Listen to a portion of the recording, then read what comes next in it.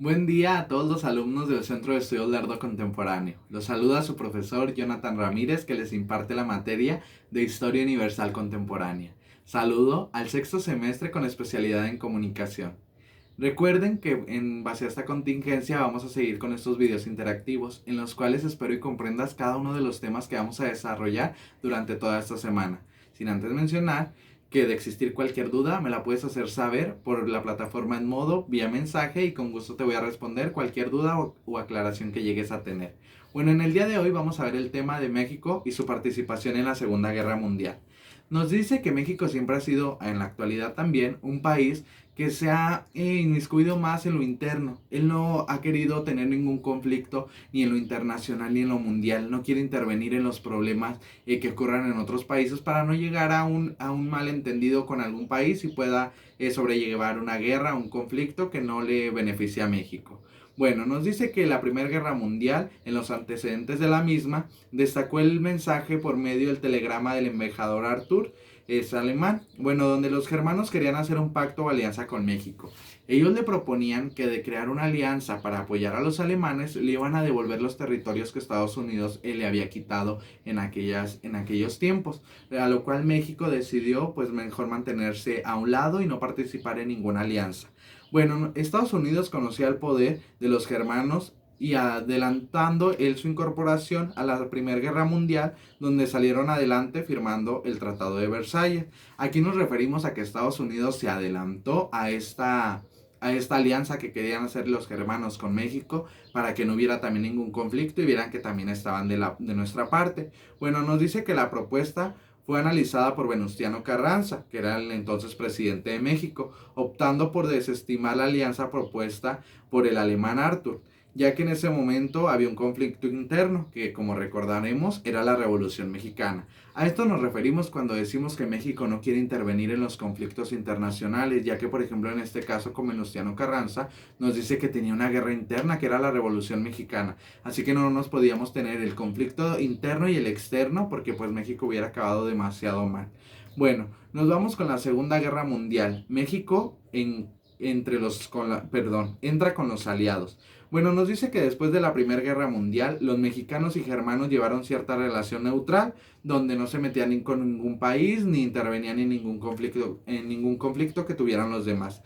Bueno, nos dice que los alemanes, un tanto desconcertados ante la negativa de México de no aceptar el antiguo telegrama, y los mexicanos con muchos cambios por revolucionarios. Aquí nos estamos analizando cómo los alemanes decían que como México no iba a querer apoyarlo en este telegrama que les había mandado Arthur, ya que pues era algo que ellos querían más aliados para tener un poco más de poderío en esta guerra. Bueno, nos dice que los germanos estaban en pleno poderío con Adolfo Hitler y creían que podían ser el siguiente imperio. Nos dice que en mayo de 1942, embarcaciones mexicanas que abastecían de petróleo a Estados Unidos fueron atacados en aguas del Golfo de México por submarinos alemanes que torpedearon y hundieron los buques petroleros. Ante este conflicto nos vemos el cómo México ya se estaba viendo intervenido, por así decirlo, secundario o incluso terciariamente, porque ya estaban atacando algo de México que estaba, por así decirlo, era un negocio que tenía con Estados Unidos, que estaba dejando ganancias para México.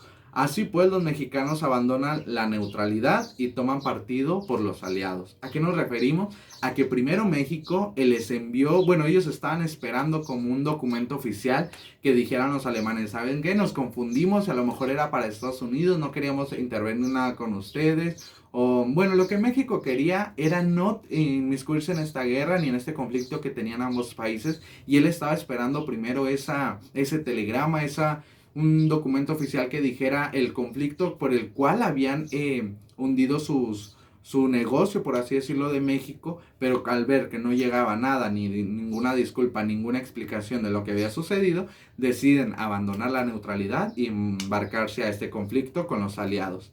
Bueno, nos dice a un tema del Escuadrón 201 que es muy importante.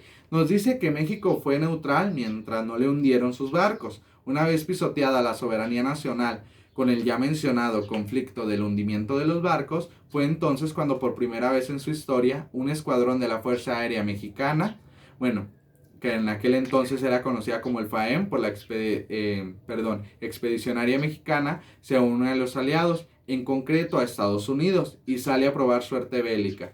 El escuadrón fue llamado 201 o Escuadrón Aéreo de Pelea. Aquí nos estamos refiriendo al cómo México siempre ha querido verse neutral ante los demás países. Nos recuerda un poco a los conflictos que hemos escuchado a lo mejor con Venezuela, con Estados Unidos, cuando Rusia, etcétera. El cómo muchas veces criticamos al gobierno y no nos damos cuenta que de cierta manera está bien para no tener problemas con otras naciones, no tener problemas con demás países que puedan interrumpir en este caso a México. Por eso en ocasiones las personas que nos están gobernando deben de tomar las mejores decisiones. Bueno, nos dice que en 1944 el Senado aprobó que fueran a combatir.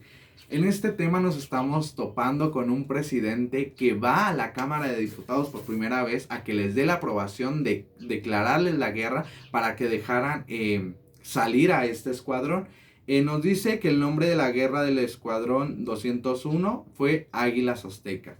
Nos estamos mirando en esta batalla campal de cómo todo el pueblo mexicano se unió ahí en el Zócalo a probar, a demostrar que ellos estaban a favor de declararles la guerra ante tal situación que se había montado, lo cual pues al presidente en turno le resultó un poco favorable, ya que decía, pues cuento con el apoyo de todos los mexicanos, voy a ir a la Cámara de Diputados a que me aprueben esta declaración de guerra, porque fue una injusticia lo que nos habían montado, por así decirlo, a lo cual accedieron de la mejor manera. En este caso, una de tantos videos que he analizado de esta intervención de México con la Segunda Guerra, es el cómo Manuel Ávila Camacho, al estar con los diputados, suenan en lo que antes ponían en el Zócalo para que todas las personas escucharan lo que él estaba diciendo ante los diputados, ante esa cámara,